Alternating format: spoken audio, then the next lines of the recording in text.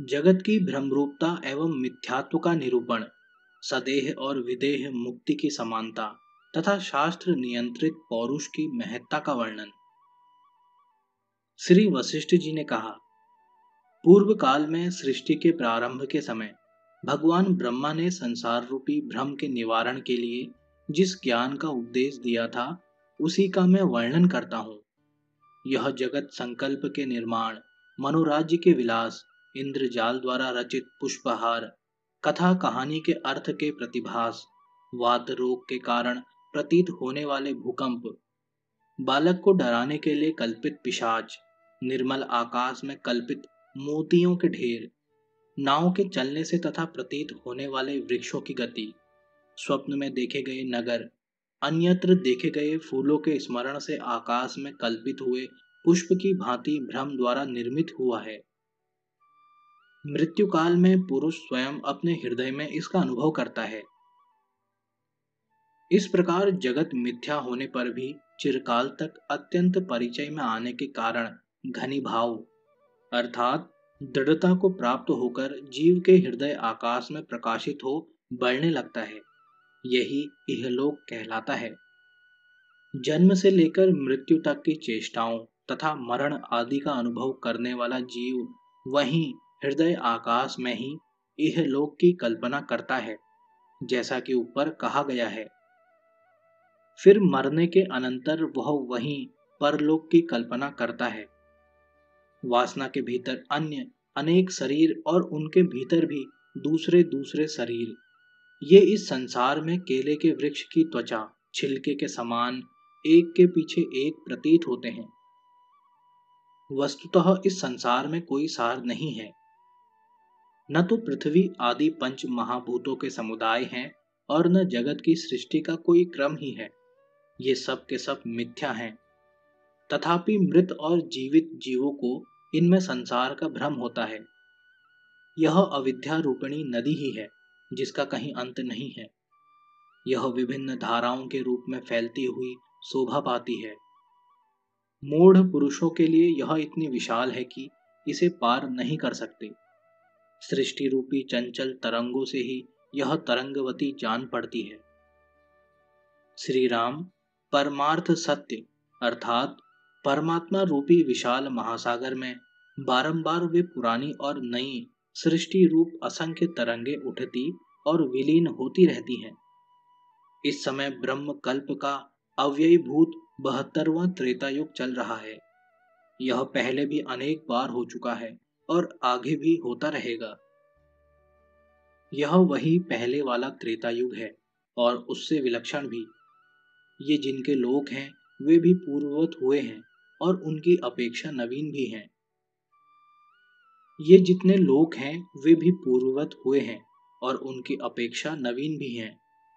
इसी प्रकार तुम श्री राम भी अनेक बार त्रेता युग में अवतार ले चुके हो और भविष्य में भी लोगे।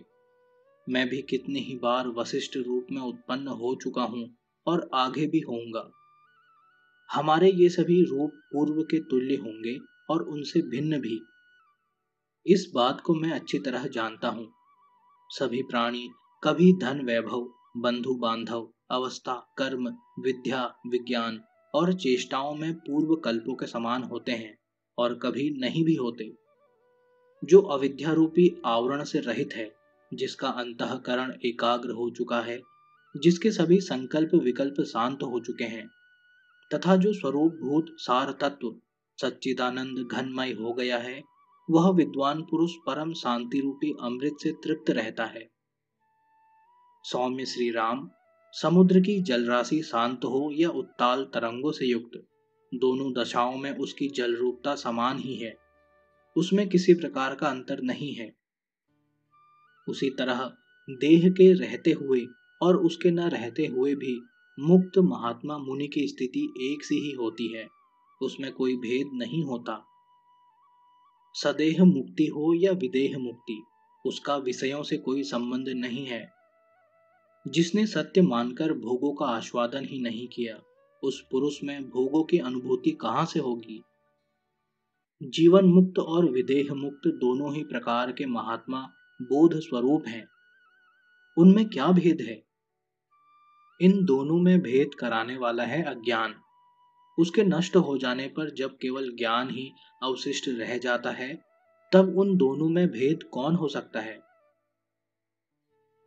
जैसे समुद्र की तरंग अवस्था में जो जल है, वही उसकी प्रशांत अवस्था में भी है। उसमें कोई अंतर नहीं है। सदेह और विदेह मुक्त में थोड़ा सा भी भेद नहीं है। पवन वेगवान हो या शांत अथवा वेगहीन, दोनों ही दशाओं में वह है वायु ही। अतः अब मैं जिसका प्रकरण चल रहा है, उस उत्तम ज्ञान का ही उपदेश कर रहा हूं। तुम उसका निरूपण सुनो। यह ज्ञान कानों का आभूषण है और अज्ञान रूपी अंधकार का नाश करने वाला है। रघुनंदन, इस संसार में सदा अच्छी तरह पुरुषार्थ प्रयत्न करने से सबको सब कुछ मिल जाता है। जहाँ कहीं किसी को असफल देखा जाता है, वहाँ उसके सम्यक प्रयत्न का अभाव ही कारण है। साधन के परिपक्व होने पर हृदय में जैसे चंद्रमा से शीतल युक्त आह्लाद प्राप्त होता है, उसी प्रकार सच्चिदानंद घन परम ब्रह्म परमात्मा की प्राप्ति रूप अतिशय शीतल आनंद का उदय होता है।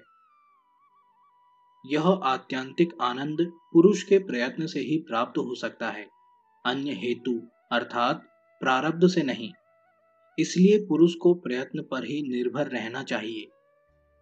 शास्त्रज्ञ सत्पुरुषों के बताए हुए मार्ग से चलकर अपने कल्याण के लिए जो मानसिक, वाचिक और कायिक चेष्टा की जाती है, वही पुरुषार्थ है और वही सफल चेष्टा है। उससे भिन्न जो शास्त्र विपरीत मनमाना आचरण है, वह पागलों की सी चेष्टा है। जो मनुष्य जिस पदार्थ को पाना चाहता है, उसकी प्राप्ति के लिए यदि वह क्रमशः यत्न करता है और बीच में ही उससे मुंह नहीं मोड़ लेता, तो अवश्य उसे प्राप्त कर लेता है। कोई एक विशेष प्राणी ही पुरुष उचित प्रयत्न के द्वारा तीनों लोकों के ऐश्वर्य से युक्त होने के कारण परम सुंदर प्रतीत होने वाली इंद्र पदवी को प्राप्त हो गया है। निरंतर यत्न में लगे रहकर सुदृढ़ अभ्यास में तत्पर हुए बुद्धिमान और साहसी पुरुष मेरु पर्वत को भी निगल जाने की शक्ति प्राप्त कर लेते हैं। श्रुति स्मृति आदि शास्त्र से नियंत्रित पुरुषार्थ के संपादन में तत्पर जो पुरुष का पौरुष अर्थात उद्योग है, वही मनोवांछित फल की सिद्धि का कारण होता है। शास्त्र के विपरीत किया हुआ प्रयत्न अनर्थ की ही प्राप्ति कराने वाला होता है।